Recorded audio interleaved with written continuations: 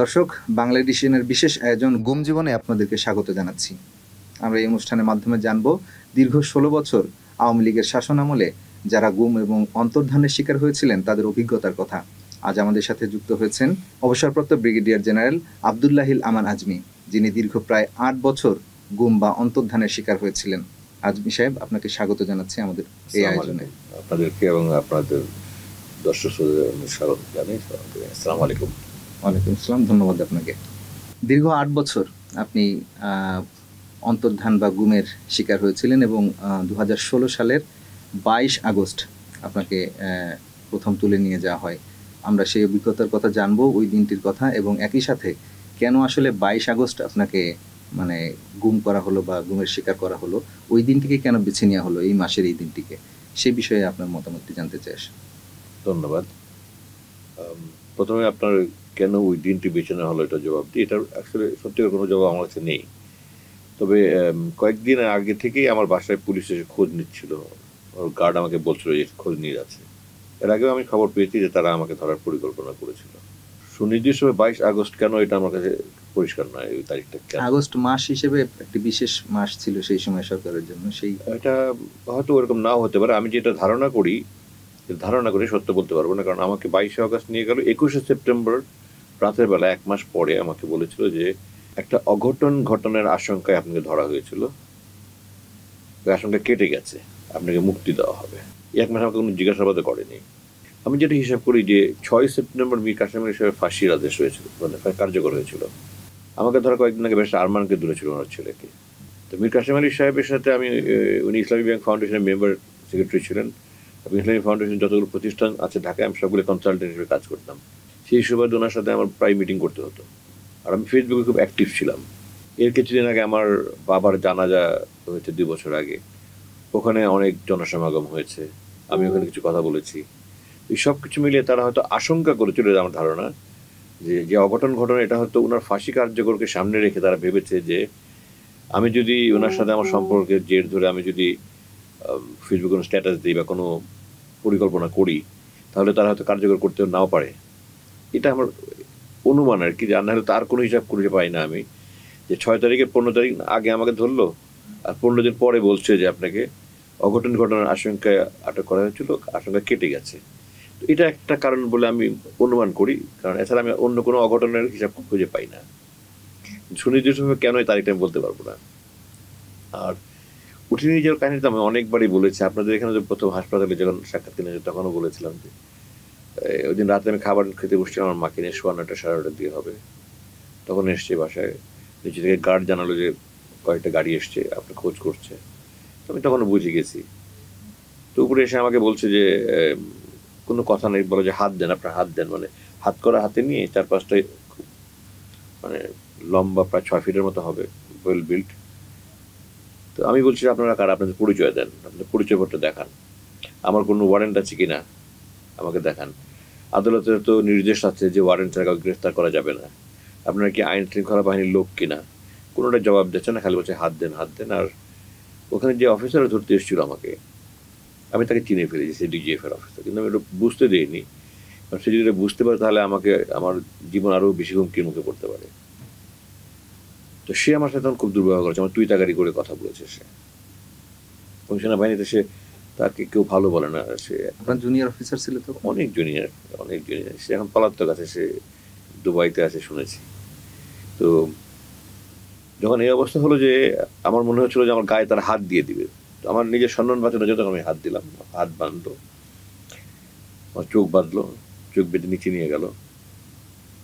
তো চোখ খুব টাইট করে বেঁধেছিল, আমার চোখের মনে খুব চাপ পড়ছিল, ব্যথা লাগছিল। আমি বারবার বলছিলাম যে আপনার একটু চোখটা ঢিলা করে দেন, বাঁধনটা ঢিলা করে দেন, কষ্ট পাচ্ছি। কেউ শুনেনি। আমাকে একটা মাইক্রোবাসে নিয়ে উঠালো, দুই দিকে দুজন বসলো। তো আমি যখন কষ্ট হচ্ছিল, তখন আমি নিজের আমার হ্যান্ডকাপ হাত করা পড়ানো, আমি হাত দিয়ে বাঁধনের ভিতরে হাত দিয়ে একটু টান দিয়েছি, যার ফলে একটু ঢিলা হয়েছে আমার কষ্টটা কমানোর জন্য। তো এরপরে কিছুক্ষণ তারা হয়তো খেয়াল করেনি, অথবা খেয়াল করে ওটা উপেক্ষা করেছে, আমি জানি না। এর কিছুক্ষণ পরে তারা মুখোশ পরালো। বাঁধনটা যেহেতু ঢিলা হয়ে গেল, মুখোশটা যখন পড়ালো তখন বাঁধনটা আরো একটু নেমে গেল। কিন্তু আমার একটা সুবিধা হলো যে এখান দিয়ে আমি বাঁধনটা যে কাপড় ছিল বেশ কয়েক স্তর ছিল, যার ফলে ওটা দিয়ে কিছু দেখা যাচ্ছে না, কিন্তু মুখোশটা অত স্তর ছিল না, যার ফলে এই ফাঁকাটুকু দিয়ে আমি আলোর আভা দেখতে পাচ্ছিলাম। কিন্তু সুবিধা হলো যে আমি পুরো রাস্তাটা ফলো করছিলাম কোথায় নিয়ে যাচ্ছে আমাকে। তো মিন্টু রোডের ওখানে যখন আসলাম রমনা থানার সামনের দিকে বাইরে, আমি ভাবলাম যে ডানে সোজা টার্ন নেয় মিন্টু রোডে ঢুকে তাহলে বুঝবো যে ডিবিতে নিয়ে যাচ্ছে, আর ইউ টার্ন নিলে বুঝবো ওকে ডিজিএফআই এর ওখানে নিয়ে যাচ্ছে। দেখলাম ইউ টার্ন নিব, তো আমি বুঝলাম যে হ্যাঁ তাহলে ডিজিএফআই তাদের গুলশানে একটা সেফ হাউস আছে বলে আমি জানি। তো আমি খেয়াল করছিলাম মগবাজার ফ্লাইওভার দিয়ে উঠলো, তারপর কিছু দূর পরে আপনার মহাখালী ফ্লাইওভার নিচে দিয়ে গেল। তো কাকলির মোড়ে যখন আসলো তখন আমি একটু খেয়াল করলাম ডানে মোড় নেয় কিনা গুলশানে, দেখলাম সোজা চলে গেল, বনানীর সামনে থেকে আপনার আবার ফ্লাইওভার দিয়ে উঠলো। তখন আমি বুঝলাম যে আমাকে হয়তো কচু খেতে নিয়ে যাবে। তারপরে দেখলাম এয়ারপোর্ট বাম দিকে রেখে আমি আলো দেখতে পাচ্ছি, তো এয়ারপোর্ট বাম দিকে রেখে সামনে গিয়ে র্যাব ওয়ানে ঢুকলো। র্যাব ওয়ানে ঢুকলে একটু বুঝলাম এইভাবে যে র্যাব ওয়ানের দুটা গেট আছে, দক্ষিণ দিকে হলো ইন গেট, উত্তর দিকে হলো আউট গেট। তো আউট গেট বরাবর আইল্যান্ডটা মধ্যে যে ডিভাইডার থাকে ওটা ফাঁকা আছে, ইন গেট বরাবর নাই। সামনে গিয়ে ইউটার্ন নিয়ে এসে তারপর লেফট টার্ন নিল। তখন আমি পরিষ্কার বুঝে গেলাম যে এয়ারপোর্ট পার হওয়ার কিছুক্ষণ পরে মানে হলো র্যাব ওয়ানে নিল। ওই গাড়ি থামলো কিছুক্ষণ ওখানে, তা আমি হলো ওখানে নামাবে হয়তো আমাকে, ওখানে নামায়নি আমাকে, কিছু জিজ্ঞাসাবাদ করলো ওখানে, আমার মোবাইল আমার ল্যাপটপে কম্পিউটার এগুলো নিয়ে কিছু জিজ্ঞাসাবাদ করলো। তারপরে গাড়িটা আবার ঢুকে এইভাবে ওই আউট গেট দিয়ে বেরো দেখলাম, এবং ওখানে যে হাইওয়ে ক্রসিংয়ের আগে গাড়িটা থামলো, হাইওয়ে রাস্তা ক্রসিং করে চলো ওই পারে নিয়ে গেলো। তো র্যাব হেডকোয়ার্টার কিন্তু রাস্তার পশ্চিম পারে, আমি ভাবলাম হয়তো র্যাব হেডকোয়ার্টারে নিয়ে যাবে। তো ওই রাস্তা আমার খুব ভালো জানা আছে, আমি উত্তরায় 2টা স্কুলের চেয়ারম্যান ছিলাম, তো ওই রাস্তা দিয়ে যাতায়াত করতাম 1 নম্বর সেক্টরের ভিতর দিয়ে। তো আমি খেয়াল করেছিলাম র্যাব হেডকোয়ার্টারে ঢুকাই কিনা, তো দেখলাম না, র্যাব হেডকোয়ার্টার পার হয়ে গেল, কাস্টমসের পাশে দিয়ে এয়ারপোর্টটাকে ডান দিকে রেখে ডোমেস্টিক টার্মিনালের পাশে দিয়ে যে পূর্ব দিকে রাস্তাটা সে ক্যান্টনমেন্টে ঢুকেছে ওই রাস্তা দিয়ে ঢুকলো। তখন আমি মোটামুটি বুঝে গেলাম যে আমাকে কচু খেতে নিয়ে যাচ্ছে। যে যখন নামা হলো ওখানে একটা রুমে নিয়ে গেল, আমি অপেক্ষা করছিলাম পরদিন যে আলো হওয়ার জন্য, যে আলো হলে ওটা দক্ষিণ দিকে ছোট দুটো ভেন্টিলেটর ছিল। আমি 1982-83 সালে ঢাকায় তখন আমি চাকরি করি, ঢাকা ক্যান্টনমেন্টের স্টেশন অফিসার মেস বি বলে, ওই মেস বিটা তখন 82 সালে নতুন হলো, তো আমি ওই মেসে প্রথম বাসিন্দা ছিলাম। আর এই কচু খাইতে যেটা আপনার আয়নাঘর বলেন, এটা তো আয়নাঘর নামটা আমি বেরিয়ে এসে শুনেছি, আগে শুনিও নি জীবনে কোনোদিন। ওটাকে JIC বলে, জয়েন্ট ইন্টারোগেশন সেল। মানে এটা করা হয়েছে, এটা সম্ভবত পাকিস্তান আমল থেকে ছিল, যে 3 বাহিনীর কোনো সদস্য যদি গুরুতর অপরাধে জড়িয়ে পড়ে যেটা সাধারণ তদন্ত ধরা না পড়ে, তখন তাদেরকে JIC-তে পাঠানো হয়। এখানে তারা ইন্টারোগেশনে আপনার জিজ্ঞাসাবাদে এক্সপার্ট থাকে, প্রয়োজনে তাদেরকে নির্যাতন করা হয়, টর্চার করা হয়, এখানে রাখা হয়। এবং ওটা হলো কচু খেতে যে DGFI কমপ্লেক্সটা আছে সব দক্ষিণে, সর্বদক্ষিণে, এবং তার দক্ষিণে হলো স্টেশন মেস। তো আমি যখন ওখানে থাকতাম, আমরা বারান্দায় বসে আমরা অফিসাররা একসাথে গল্প করতাম, আড্ডা মারতাম। তো আমরা দেখতাম যে আমাদের ঠিক উত্তর দিকে বাউন্ডারি ওয়ালের ওই পাশে আপনার ওই আয়নাঘর যেটা বলেন JIC। তো আমি তখন ইয়াং অফিসার, এত কিছু জানি না, কিন্তু মাঝে মাঝে চিৎকার চেঁচামেচি শুনতাম, ওই টর্চার করলে আওয়াজ আসতো। তখন সিনিয়রটাকে জিজ্ঞাসা করতাম, স্যার এটা কি? তখন জানলাম যে এটা JIC। তো আমাকে যখন ওখানে ঢুকালো তখন আমার মনে হলো যে আমি কি ওই JIC-তে আছি যেটা আমি দেখেছি আগে। তো আমি পরদিন কতক্ষণে ভোর হবে এটার জন্য অপেক্ষা করছিলাম, যে ভোর হলে তো আমি ভেন্টিলেটর দিয়ে দেখতে পাবো। তো আমি ভোর হলে দেখলাম যে আমি ওই আমার পুরাতন মেস দেখতে পেলাম আমি। তো আমি শতভাগ নিশ্চিত হলাম যে আমি ওখানে আছি। আর বাসায় তো এসে মুক্তির পরে শুনলাম তারা অনেক দুর্ব্যবহার করেছে। ওর ওয়াইফ সেই দিন হঠাৎ করে কথায় কথায় বলছিল যে হিন্দি কথাও শুনেছে। আমি সারপ্রাইজ, আমি জানি না। আপনাকে যখন আটক করা হয়, হ্যাঁ, তো তারা তো আমাদের বাসা তছনছ করেছে, আমার 2টা মোবাইল, 3টা মোবাইল, আমার ওয়াইফের মোবাইল, আর কাজের মেয়ে, যুবতী কাজের মেয়ে গায়ে হাত তুলেছে। আমার ওয়াইফের খুব দুর্ব্যবহার করছে, আমার ওয়াইফকে নিয়ে যেতে চায়, আপনি আসেন, খুব ধমকের সুরে বলছে। তো আমার ওয়াইফ আবার মার হাত এভাবে জড়িয়ে ধরে বলছে আমাকে নিতে হলে আম্মুকে নিতে হবে। তখন আমার ওয়াইফকে কিছু বলেনি। আমাদের প্রতিটা বিল্ডিংয়ে গিয়েছে, আমাদের বাসায় আলমারি ভেঙে ভিতরে তছনছ করেছে, ফাইলপত্র কাগজ কী নিয়ে গেছে, অনেক কিছু নিয়ে গেছে। আমাদের প্রতিটা ফ্ল্যাট, ওখানে আমাদের 21টা ফ্ল্যাটের মধ্যে আমরা 2টা নিয়ে থাকি, 19টা ভাড়া আছে। প্রত্যেকটা ফ্ল্যাটে গিয়ে তারা তছনছ করেছে। আমাদের বাসায় যত স্টাফ আছে, সিকিউরিটি স্টাফ আছে, আমাদের ম্যানেজার, সবাইকে মারধর করেছে, এবং ম্যানেজারের গায়ে উপরে উঠে বুকের মাটিতে ফেলে বুকের উপর লাফালাফি করেছে, এখনও তার বুকে ব্যথা আছে। আমাদের গলিটা একটা ছোট 200 গজের মতো গলি, এটা সিসি ক্যামেরা দিয়ে কভার করা, সমস্ত ক্যামেরা ভেঙে দিয়েছে, যেখানে রেকর্ডার ছিল সব নিয়ে গেছে। একটা গুন্ডার মতো কাজ করেছে আর কি। আমি আমার বই লিখেছি, গুন্ডা বাহিনী বলেছি। বইয়ের কথা বলছিলেন, বইয়ে নিশ্চয়ই সেই অভিজ্ঞতার কথাগুলো জি হ্যাঁ বলা আছে, আমরা একটু আপনার ওই সময়কার অভিজ্ঞতার কথা, কি ধরনের নির্যাতন আসলে চলছে? আপনি অবশ্য অনেক না, জায়গায় আমাকে শারীরিকভাবে কোনো নির্যাতন করেনি। এটা আল্লাহর একটা হাজার শুকরিয়া, আল্লাহর রহমত। মানে ডিজিএফআই যে আমার এই 8 বছর 5 জন ডিজি ছিল, তাদের 3 জন আমার ছাত্র। আমি তো মেজর, লেফটেন্যান্ট কর্নেল, কর্নেল 3 র্যাঙ্কে সেনাবাহিনীতে অফিসারদের ট্রেনিং দিয়েছি। সিলেটে আছে আমাদের school of infantry and tactics, ওখানে আমি যুদ্ধের কলা কৌশল শিক্ষা দিয়েছি। Mirpur defence officer command staff college আছে, এখানে যুদ্ধ কলা কৌশল শিক্ষা দিয়েছিল। আপনার এই বর্তমান সেনাপ্রধান জেনারেল ওয়াকার থেকে নিয়ে শুরু করে মনে করেন এখন বাংলাদেশ সেনাবাহিনীর যে general, lieutenant general, major general, brigadier general যারা আছে 5-6 ভিতরে শতকরা 80-85% আমার ছাত্র। তো ওই ডিজিএফের 3 জন আমার ছাত্র ছিল। তো সেই সুবাদে তারা আমাকে একটু সম্মান করেছে, আমার গায়ে হাত দেয়নি। সেক্ষেত্রে কি মানসিক নির্যাতনের শিকার হয়েছেন? হ্যাঁ, মানসিক নির্যাতন তো প্রতিটা মুহূর্তে এখানে মানসিক নির্যাতন। আমরা সমস্ত পৃথিবী থেকে বিচ্ছিন্ন, প্রাকৃতিক কোনো আলো বাতাস নেই, ভেন্টিলেটরের পরে বন্ধ করে দিয়েছিল। মানে বিদ্যুৎ চলে গেলে একদম ঘুটঘুটে অন্ধকার, দুনিয়ার কারো কোনো মানুষের চেহারা দেখার সুযোগ নাই। যারা সামনে আসে তারা মাস্ক পরে আসে, অফিসারের সামনে নিয়ে গেলে তখন আমাকে হাত করা, চোখ বাঁধা, মুখোশ পরে নিয়ে যায়। পৃথিবীর কোনো খোঁজ খবর জানি না। আমার করোনা হয়েছে, কিন্তু করোনা কী আমি জানতাম না। বাইরে এসে আমি জানতে পারি করোনা ভয়াবহতাটা কী। আমি দেখেছি আমার রুমে ওই দরজা জানালে গ্রিল যেগুলো ছিল ওগুলো ডেটল দিয়ে, আমি টয়লেট থেকে এসে ডেটলের গন্ধ পেতাম, স্যাভলনের গন্ধ পেতাম। তো বলে যে এগুলি করা হয় আপনার যেন অসুখ বিসুখ না হয়। তো হঠাৎ করে আমার, তারপর কয়েকদিন পরে দেখলাম যে আপনার কয়েকদিন পরে প্রোটেক্টিভ পস্টার শুরু করলো ওই পরে। তখন আমার আরও সন্দেহ হলো। তারপরে আমার হলো যেটা ভয়, ও আমাকে তারা ডাবল মাস্ক দিল, আপনার টয়লেটে যেতে আসতে ডাবল মাস্ক পরে যাবেন, চোখ তো বান্ধা থাকে, মুখোশ পরানো থাকে, মাস্ক, এবং বললো একটা মাস্ক 2বার ব্যবহার করবেন না। আমাকে স্যানিটাইজার দিল, যাওয়ার আগে আপনার হাত পরিষ্কার হয়ে যাবেন, ওখানে গিয়ে আগে আপনি হাত সাবান দিয়ে ধুবেন, আবার বেরো আগে সাবান দিয়ে হাত ধুবেন, ভিতরে এসে আবার আপনি স্যানিটাইজার ইউজ করবেন। তো এগুলো তো আমি বুঝতেছিলাম কিছু একটা, আপনি 2005-06 দিকে বোধহয় একবার বার্ড ফ্লু ভাইরাস এসেছিল বাংলাদেশে। আমি মনে হচ্ছিল ওই ধরনের হয়তো কিছু আর একটু প্রকট, এত ভয়াবহ কোনো কল্পনা হয়েছে। তো পৃথিবীর কোনো খবরই জানতাম না। আমার মা আমাকে নিয়ে যাওয়ার 140 দিন পরে মারা গেল। আমি চিঠিতে লিখিত দিয়েছি, আমার মা বেঁচে আছেন না নাই আমাকে জানান, স্ত্রী সন্তান কে কেমন আছে জানান, আমি বেঁচে আছি এটা জানান, কোনো জবাব দেয়নি। আপনাকে কখনো কি ইন্টারোগেশন করা হতো? হ্যাঁ, ইন্টারোগেশন 3 দিন করা হয়েছে আমাকে। প্রথমে করেছে তারা 21শে সেপ্টেম্বর, আমাকে বলেছে যে মুক্তি দেওয়া হবে, কিন্তু মুক্তি দেয়নি। 19শে অক্টোবর প্রথমে আমাকে জিজ্ঞাসাবাদ করে, এরপরে 22শে অক্টোবর আবার জিজ্ঞাসাবাদ করে, তৃতীয়বার করে 7ই ডিসেম্বর, 3বার জিজ্ঞাসাবাদ করছে। সেক্ষেত্রে আপনি কখনো কি জানতে চেয়েছেন তাদের কাছে যে কি অপরাধে আসলে? প্রতিবারই বলেছে, আমি লিখিত দিয়েছি। মানে সেক্ষেত্রে তাদের ব্যাখ্যা কোনো মানে অপরাধের কথা তারা বলতে পারেনি। তারা বলছে যে আমরা তদন্ত করছি। আমরা তদন্ত কি করছেন? তদন্ত হলে একটা ঘটনা ঘটে, মিডিয়ার ঘটনা ঘটেছে, আপনি এখন তদন্ত করছেন। একটা ঘটনা ঘটার পরে আপনি তদন্ত করবেন, তো আপনারা কিসে তদন্ত করছেন? তো তারা বলে যে আপনি গোপনে গোপনে কিছু করছিলেন কিনা সেটা তদন্ত করছি। তো আমি বললাম আপনাদের এই তদন্ত তো কেমন পর্যন্ত শেষ হবে না।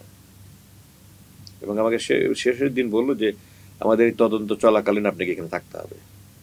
তো তাদের কথা সুর এবং স্বর, টেক্সট অ্যান্ড টোন যেটা বলে ইংরেজিতে, এটা বুঝেছিলাম তারা আমাকে সহজে ছাড়বে না। তো আমি তখন একটু বিরক্ত হয়ে বলেছিলাম যে আপনারা কি আমাকে এখানে এই আজকে 4 মাস হয়ে গেল প্রায় রেখে দিয়েছেন, আপনারা কি এখানে আমাকে ভেবে রেখে মেরে ফেলবেন নাকি? তখন আমার সাথে একদম দুর্ব্যবহার করেছে যারা ইন্টারভিউশন করতো। আপনাকে মেরে ফেললে তো বহু আগেই আপনাকে খাল বিলে নিয়ে গুলি করে মেরে ফেলে রাখতে পারতাম। আর আমাকে জিজ্ঞাসাবাদে তারা মূলত আমার বিভিন্ন অফিসারের সাথে যোগাযোগ ছিল, যারা চাকরিরত তাদের সাথে আমি যোগাযোগ রাখতাম না। আমার জায়গায় যারা আমার আন্ডারে চাকরি করেছে কয়েকজন ফোন করেছিল, আমি তাদেরকে সরাসরি বলেছি আর কোনোদিন ফোন করবো না আমাকে, তোমার বিপদ হবে, আমি চাই না আমার সাথে কথা বলে তোমার বিপদ হবে। মানে এমন হয়েছে আমার আন্ডারে চাকরি করেছে, সে আমাকে বরখাস্ত যখন করেছে 2009-এ, সে ইউএন মিশন থেকে আমাকে ফোন করে ক্ষোভ প্রকাশ করেছে। তার ফ্যামিলি আওয়ামী লীগের এমপি, তার শ্বশুর, কিন্তু তারপরেও তার আমার সাথে কথা বলার কারণে তার 1 বছর প্রমোশন হয়নি। এরা এত মানে মারাত্মক, কি বলবো। তো কিন্তু যারা চাকরি থেকে চলে গেছে বা বিশেষ করে যারা বঞ্চিত হয়েছে, যাদেরকে মিডিয়ার ঘটনার হত্যার পরে যাদেরকে বের করে দেওয়া হয়েছে, এই সমস্ত অফিসে আমার সাথে বেশি যোগাযোগ করতে, কারণ আমিও বঞ্চিত, মানে তাদের রাজনৈতিক প্রতিহিংসার শিকার, তারাও শিকার। তো অমুকের সাথে আপনি কীভাবে পরিচয়, অমুকের সাথে কীভাবে পরিচয়, এগুলি কোথায় চাকরি করেছেন, কী, এগুলি জিজ্ঞাসাবাদ করেছে। কিছু কিছু আমার কথাবার্তা নিয়ে জিজ্ঞাসাবাদ করেছে। এবং তারপরে এক সময় পর্যায়ে বলে আপনি তো সব সরকার বিরোধীদের সাথে আপনার যোগাযোগ। তাই আমি বললাম সেনাবাহিনীতে, আমাদের চাকরিতে আমি কখনো সরকার পক্ষে কি বিপক্ষে আমরা সেনাবাহিনীতে আমরা রাজনীতি নিয়ে আলোচনাই করি না। আমরা যে সরকারে আছে সেই সরকারের জন্য আমরা চাকরি করেছি, কোনোদিন আমরা এগুলো নিয়ে আলোচনা কে কোন মতাবলম্বী এগুলো নিয়ে আমরা কখনো আলোচনা করিনি। সুতরাং আমার সাথে তারা যোগাযোগ করেছে, আমি কথা বলেছি, আমার সাথে চাকরি করেছে, একসঙ্গে কথা বলেছি। এরপরে আমি জামাতের আমির হবো এটা নিয়ে তারা খুব চাপাচাপি করলো, আপনি স্বীকার করেন জামাতের আমির হতেন। তো আমি বললাম আমি তো জামাত করিনি, আপনারা আমার 2009-এর জুন মাসে সরকার বরখাস্ত করেছে, আপনারা আমাকে ধরেছেন 7 বছর 2 মাস পরে 2016-র অগস্টে। 7 বছর 2 মাস তো আপনাদের গোয়েন্দা বাহিনীর লোক আমার পিছু পিছু ঘুরেছে, আমি জানি গোয়েন্দা বাহিনীর লোক আমার পিছু পিছু ঘুরতো, আমার অধীনে চাকরি করেছে সৈনিক, এমন সৈনিকও ঘুরেছে আমার পিছিয়ে পিছিয়ে, এবং আমার সাথে যোগাযোগ যখন হয়েছে সে আমাদের সেনাবাহিনীতে যখন টুপি পরা থাকে আমরা এইভাবে সেলুট দিই, এখন তো দেখি টুপি ছাড়াও সেলুট দেওয়া হয়, কিন্তু আগে আমরা টুপি পরা থাকলে সেলুট দিতাম, টুপি পরা থাকলে আমরা অ্যাটেনশন হয়ে দাঁড়াতাম, সাবধান। হ্যাঁ, তো ওই সৈনিকের সাথে সাবধান, ওই সৈনিকের সাথে যোগাযোগ হলে সেইভাবে সাবধান হয়ে দাঁড়িয়ে যেত। তো আমি বললাম আপনাদের লোক তো আমার পিছিয়ে পিছিয়ে ঘুরেছে 7 বছর 2 মাস, আমার কোনো জামাতের সাথে সামান্যতম কোনো সম্পৃক্তের প্রমাণ আছে আপনাদের কাছে? বলে না, আপনার বাবার দল শীর্ষ নেতারা সব তো মারা গেছে, আপনার বাবার জন্য আবেগ আছে, আপনার বাবার মধ্যম সারির নেতারা যদি এসে আপনাকে ধরে আপনি না করতে পারবেন না। আমি এখন বললাম যে আপনারা যেহেতু রাজনীতি নিয়ে ডিল করেন, আপনারা তো জানেন, আমাকে জামাতের একটা নেতা দেখান ইউনিয়ন পর্যায় থেকে কেন্দ্রীয় নেতা পর্যন্ত উত্তরাধিকার সূত্রে নেতা হয়েছে, অন্য সব দলে পরিবর্তনটা আছে, জামাতে কোনো পরিবর্তনটা নাই, তাদের সিস্টেমই ভিন্ন, একদম নিচে থেকে কাজ না করলে হয় না। অনেক চাপাচাপি করছে আমি স্বীকার করার জন্য, বললাম জামাত করি না, আমি জামাতের আমির হবো আমি জানি না, আমার ধারণার মধ্যে জামাত ওই ধরনের কোনো চিন্তা করে না, আপনার আমাকে জোর করে আমির বললেই হবে। আরেকটা জিনিস যেটা নিয়ে সবচেয়ে বেশি তারা আমাকে চাপাচাপি করেছে সেটা হল যে ভারতের বিরুদ্ধে আমি ফেসবুকে এত সোচ্চার কেন। আমি মাঝে মাঝে মনে করি যে আমাকে 1 মাস পরে ছাড়ার কথা বলেছিল, এটা হয়তো ডিজিএফআইয়ের আভ্যন্তরীণ সিদ্ধান্ত ছিল। 21 ডিসেম্বর রাত 11:50 একজন অফিসার আমাকে বললো এটা। আমার মনে হয় তারপরে হয়তো ডিজিএফআই কিন্তু সেনাপ্রধানের অধীনে নয়, বইয়ের পরিষ্কার করে বলেছি। সবাই ওই ডিজিএফআই অপকর্মের জন্য এনএসআই বা র্যাবের অপকর্মের জন্য সেনাবাহিনীকে দায়ী করে, সেনাপ্রধানকে দায়ী করে, বাট এগুলো সেনাপ্রধানের অধীনে নয়, বরং সেনাপ্রধান ডিজিএফআইয়ের কাছে জিম্মি।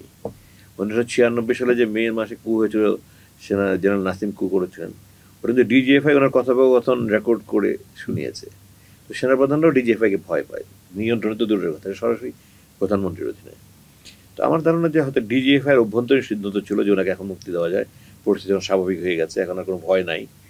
প্রধানমন্ত্রীর কাছে যখন অনুমতি চেয়েছে, এটা আমার একটা রিজনেবল ক্যালকুলেশন, এবং আমি মনে করি ভুল নই। তো উনি তো আবার ভারতের দূতাবাসের সিদ্ধান্ত ছাড়া কিছু করবেন না, তো হয়তো বলেছে ওনাদের কাছে হুজুরদের কাছে প্রভুদের কাছে হুকুম দাও, ক্লিয়ারেন্স না, হুকুমরা বলেছে না, এ তো ভারতের বিরুদ্ধে সত্যাকে রেখে দাও। এটা আমার একটা ক্যালকুলেশন। আমাকে ওই ভারতের বিরুদ্ধে কোনো সোচ্চার এটা নিয়ে আমাকে খুব ক্ষুব্ধভাবে প্রশ্ন করেছে।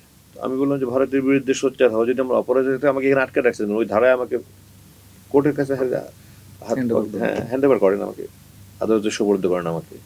আমি 1971 16 ডিসেম্বর পরে 72-এ আমি ক্লাস 9-এ পড়ি, তখন থেকে দেখে আসছি ভারত আমাদেরকে কোনোদিন বন্ধুত্বপূর্ণ আচরণ করেনি। তারা আমাদের কী কী ক্ষতি করেছে, বাদ দিয়েছে, বাণিজ্য ঘাটতি, বর্ডার কিলিং থেকে শুরু করে বর্ডার ওয়াচ টাওয়ার চারিদিকে তার কাটা দিয়ে অবরুদ্ধ করে রেখেছে, এগুলো কোনো বন্ধুর পরিচয় না। তো আর সেনাবাহিনীতে 30 বছর আমি কখনোই সেনাবাহিনী আমাকে ভারতকে বন্ধু হিসেবে শিখায়নি। পৃথিবীর প্রত্যেকটা দেশেই আপনার যখন আমরা যুদ্ধবিদ্যা যখন শিখি, আমি যখন অ্যাটাক করতে যাব, তো আপনার ডিফেন্স, আমার শত্রুর ডিফেন্স প্যাটার্নটা কি না জানলে তুমি অ্যাটাক করতে পারবো না। আর আমি যদি ডিফেন্স শিখি, তো আমার শত্রুর অ্যাটাক প্যাটার্নটা কি আমার জানতে হবে। পারসিভড একটা এনিমি থাকে, একটা আমরা ইন্ডিয়াকে আমাদের দেশে উলফল্যান্ড বলা হয়, কারণ ইন্ডিয়া নাম নিতে পারবো না অফিসিয়াল। আমাদের বই আছে, এরকম মোটা মোটা 2টা বই আছে, উলফল্যান্ড আর্মি। পাকিস্তান ইন্ডিয়াকে ফক্সল্যান্ড বলে, ইন্ডিয়া আমাদেরকে বা পাকিস্তানকে কি বলে জানো, হয়তো সবগুলো এনিমি। আমি বললাম যে সেনাবাহিনীতে আমাকে এই 30 বছর ভারতকে শত্রু হিসেবে শিখেছে, বন্ধু হিসেবে শিখায়নি। আমাদের 2টা বই আছে, ওগুলো পড়ি আমরা। তো এটা যদি অপরাধ হয়, তারা সমস্ত সেনা প্রধানের জন্য দায়ী, সমস্ত যে অফিসার যারা ট্রেনিংয়ের সাথে জড়িত তারা দায়ী। তো বাংলাদেশ সব জেনারেলের দায়ী হবে, কারণ সব জিওসিরাই তাদের অফিসারদেরকে শিখিয়েছে এগুলো। তারপরে কোনো কথা বলেনি। আপনি তো কোনো রাজনীতির সাথে জড়িত ছিলেন না, এখনো নেই, এবং এই ধরনের গুমের শিকার যারা হয়েছে তাদের অনেকেরই দেখা গেছে যে রাজনৈতিক পরিচয়ের ভিত্তিতে তাদেরকে আসলে আটক বা নির্যাতন করা হতো। আপনি একজন সেনা কর্মকর্তা হিসেবে তারপরও আপনাকে কেন লক্ষ্যবস্তু করা হলো? এই ক্ষেত্রে কি মানে অন্য কোনো দেশের বা অন্য কোনো কিছু ইন্ধন আপনি? আমি তো দৃঢ়ভাবে বিশ্বাস করি এটা ভারতের হুকুমে করেছে। এটা আমি তো একটু বললাম যে আমি দৃঢ়ভাবে বিশ্বাস করি তাদের হুকুম ছাড়া এটা হতে পারে না। আচ্ছা, এইবার একটু প্রসঙ্গে আসি। আপনার গুমের পরে একটি গামছা নিয়ে বেশ আলোচনা হয়েছিল। এটাও আমি বলি, যারা ট্রল করে তারাও মানসিক রোগী। একটা মানুষ 70 বছর মানে 70,000 ঘন্টা ওইরকম অবরুদ্ধ থেকে বেরিয়ে এসছে। আমি আমার আত্মীয়, আমার স্ত্রী সন্তান, আমার ঘনিষ্ঠজনকে দেখে আমি খুব আবেগ আপ্লুত মানসিকভাবে। আমি তো আল্লাহর রহমত যে আমি মানসিকভাবে ভারসাম্য হারাইনি। ব্যারিস্টার আরমান তো এখনো পুরোপুরিভাবে মানসিকভাবে শক্তিভাবে উনি আয়না করে কথা বলতে গেলে উনি ইমোশনাল হয়ে যায়, উনি চোখের পানি ফেলেন উনি। এই কিছুদিন আগে একটা অনুষ্ঠানে আমরা একসাথে ছিলাম, উনি কথা বলতে গিয়ে উনি কেঁদে ফেললেন। তো আল্লাহ আমাকে তো সেনাবাহিনীতে ছিলাম এই কারণে, বা সারা জীবন আমার বাবার পরিচয়ের কারণে ধাক্কা খেতে খেতে খেতে খেতে এসছে আমার আমার প্রমোশন, আমার পোস্টিং, আমার বিদেশে মিশন, বিদেশে ট্রেনিং, সবগুলোতে আমি ধাক্কা খেয়েছি। তো আমি এগুলোতে হাসি মুখে নিয়েছি। আমি উপরের থেকে আল্লাহ জাতক দিয়েছে, আমার এমন বাবার সন্তান, আমি এটা আল্লাহর কাছে সবসময় মানে শুকরিয়া জানাই, আমি গর্বিত। মুদ্রার অপিট হলে আমার খুব সাফার করতে হয়েছে। মানে গামছাটা যে নতুন গামছা ছিল, মানে গামছাটা আপনি 8 নতুন বছর নয়, আপনার যে কোনো জিনিস ছবি কিন্তু আমরা বলি না ছবির মতো সুন্দর জিনিসটা, মানে অ্যাকচুয়াল তার থেকে ছবি কিন্তু সুন্দর আসে। এবং গামছার অনেক জায়গায় ছিঁড়া ছিঁড়া আছে, অনেক জায়গায় ছিঁড়া ছিঁড়া আছে। আর এই গামছাটা আমি গোসলও করিনি, অজু করে হাত মুখ মুছিনি। আমি খুব গরম হতো, মানে রুমে তো মানে গরমের সময় একটা ওভেনের মতো গরম থাকতো, শীতের সময় একটা রেফ্রিজারেটরের মতো ঠান্ডা থাকতো। তো এই গরমের কারণে আমি বেশিরভাগ সময় মানে হচ্ছে 7-8 মাস আমি গায়ে কিছু রাখতে পারতাম না, আমার ঘাম খুব বেশি হয়। আমার সারা জীবনে অনেক ঘামতে ঘামতে সোডিয়াম কমতে কমতে এটাকে ইলেকট্রোলাইট ইমব্যালেন্স বলে, এবং ইলেকট্রোলাইট ইমব্যালেন্স হলে মানুষ মারা যায়। আমাকে 3বার আইসিইউতে থাকতে হয়েছে, কারণ আমি খেলাধুলা খুব করতাম সারা জীবন। আমি সেনাবাহিনীতে ঢোকার আগে আমি মনে করতাম যে আমি খেলোয়াড় হিসেবে আমার পেশা নিব। আমি ঢাকার লিগে ফুটবল খেলেছি, ক্রিকেট খেলেছি, ন্যাশনাল ব্যাডমিন্টন খেলেছি। তো 50 বছরের ঊর্ধ্বেও আমি খেলাধুলা করেছি অফিসারদের সাথে, সৈনিকদের সাথে, ফুটবল খেলেছি, ক্রিকেট, ভলিবল, এগুলি। তো ওখানে সারাক্ষণ ঘামতাম আমি, আমি জামা গেঞ্জি রেঞ্জি কিছু পড়তে পারতাম না। তো আমি বলছিলাম নামাজ পড়ার জন্য কাজ যেন খালি না থাকে, গামছাটা অনেকে দেখেন না আমাদের দেশে, মানে হাদিস সম্ভবত আছে যে কাজ যেন খালি না থাকে নামাজ পড়ার সময়। আমাকে একটা গামছা দেন, আমি কাঁধে গিয়ে নামাজ পড়ি। তো নামাজ পড়ে যখন দোয়া করতাম তখন তো এই গামছাটা ঝুলছে তো এখানে, ওই চোখের পানি মুছতে পারি। মাসে একবার আমি নিজে হাতে পানি দিয়ে হালকা ধুয়ে নিয়ে আসতাম, কারণ ময়লা হতো না, কোনো কিছু হতো না। এটা যে আমি গোসলও করতাম না, এটা যে আমি উজু করার পরে মুছতাম না, শুধু গায়ে দিতাম। এবং ওটা যে একেবারে নতুন তা না, আপনাকে আগে বলে আমি নিয়ে আসতাম গাছটা দেখাতাম আপনাদেরকে কত জায়গায় ছিঁড়া আছে এটা। আমি আমার বন্ধু আত্মীয় স্বজনের সাথে কথা বলতে গিয়ে আমি কিন্তু ভিতরে যখন গেছি তখন তো এই সমস্ত দেখে যাইনি। আমার এক ভাগনা, আমার চাচাতো বোনের ছেলে, ইউনিভার্সিটিতে পড়ে, সে ওইটাকে ভিডিও করে আপলোড করেছে। তো আমি তখন মানে আমি তখন মনের কি অবস্থা তো বোঝানো যাবে না, তো আমি তাদেরকে দেখাচ্ছিলাম আমাকে কথায় কথায়। ওই কোরআন শরীফ দেখেছি, ছেঁড়া কোরআন শরীফ, ওটা দেখেছি, এটা দিয়ে যে গামছা এই পরিমাণ পানি মধ্যে একটা দিঘি হয়ে যেত, ওইদিকে এদিকে অনেক জায়গায় ছিঁড়া আছে, কিন্তু যে জায়গাটা পিঠ ছিল ওই জায়গাটা ছিল না। যেদিকে মনে করেন চোখ মুছেছি তো 2 কিনার দিয়ে যেটা ঝুলেছিল ওখান দিয়ে, তো ওই জায়গাগুলো ছিঁড়া আছে, কারণ ওটাতে ফ্রিকশন হয়েছে বেশি। পিঠেটা তো কোনো ফ্রিকশন হয়নি। নতুন আপনাকে দেখাতাম আমি আজকে, নতুন নয়, এটি সামাজিক মাধ্যমে অনেক বেশি চর্চিত হয়েছে। আমি বলি এদেরকে আমি মানসিক রোগী বলি, যে একটা মানুষ 70,000 ঘন্টা একটা অবস্থা থেকে ঘুরে এসছে, আমার কষ্টটা তারা দেখছে না। গামছা কি নতুন কি পুরাতন এটা নিয়ে তারা প্রশ্ন করছে। গামছা নতুন নয়, গামছা পুরাতন, 8 বছরের পুরাতন। 8 বছর আমি যাওয়ার 1.5-2 মাস পরে বা 3 মাস পরে হয়তো গামছাটা চেয়েছি। মানে গামছা কি ওখান থেকে পেয়েছিলেন? হ্যাঁ, আমি চেয়েছিলাম। 2টা গামছা ছিল আমার, আরেকটা দিয়ে আমি ওই টেবিল পরিষ্কার করতাম, আমার চেয়ারটা যেগুলো ছিল মুছতাম, খাবার পড়লে খাবারটা মুছতাম, ওটা তাদেরকে দিতাম, তারা দিয়ে দিত। বাট এটা আমি নিজের হাতে দিতাম। আপনার যে রুমটা ছিল, যে কক্ষে আপনি থাকতেন, মানে সেইটার বর্ণনাটা যদি একটু দিতেন। ওটা আমার বই দিয়েছি, বই দেখে নেন। এটা আমাকে আপনারা যে ছোট ছোট রুম দেখেন, ওই যেটা বলেছে যে ডিজিরা 3 জন তো আমার ছাত্রই, আর আল্লাহর মতো সেনাবাহিনীতে আমাকে সবাই ভালোবাসে, কেউ অপছন্দ করে না আমাকে। যারা আমার প্রতি বিদ্বেষ পোষণ করে তারা আমার বাবার কারণে করে, আমার কারণে কেউ করে না। তো সেনাবাহিনী আপনি যাচাই করে দেখতে পারেন, আমাকে আলহামদুলিল্লাহ এটা আল্লাহ একটা রহমত, সবাই আমাকে ভালোবাসে। যারা আমাকে ধরে রেখেছে তারা ভালোবাসে। আমার মুক্তির পরে তারা আমাকে দেখা করতে চাই, আমি দেখা করে নিই, অনেক লম্বা লম্বা মেসেজ আপনাকে এখনো দেখাতে পারবো। এই যারা ডিজি ছিল তার মাফ করে দেন, চাকরির জন্য করতে হয়েছে আমাদের, আপনি আমাকে খুব স্নেহ করতেন, আমি জানি এটা, আপনি আমার পাশে অমুক দিন খেয়েছিলেন, এই সমস্ত অনেক লম্বা লম্বা মেসেজ আছে। তারা ইমান শক্ত না, আমাকে দিয়ে করাতে পারতো না।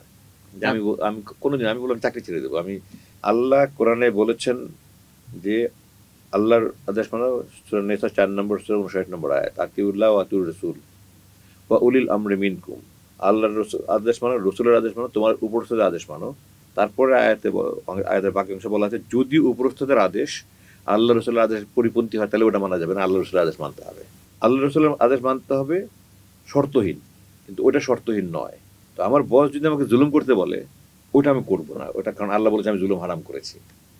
রসুলের আরেকটা, রসুলের হাদিস আছে অন্যায় কাজে কোনো আনুগত্য নাই, তাদের ইমান তো শক্ত না। আমরা আসলে আমাদের দেশে আমি মনে করি 99% লোকের ইমান শক্ত।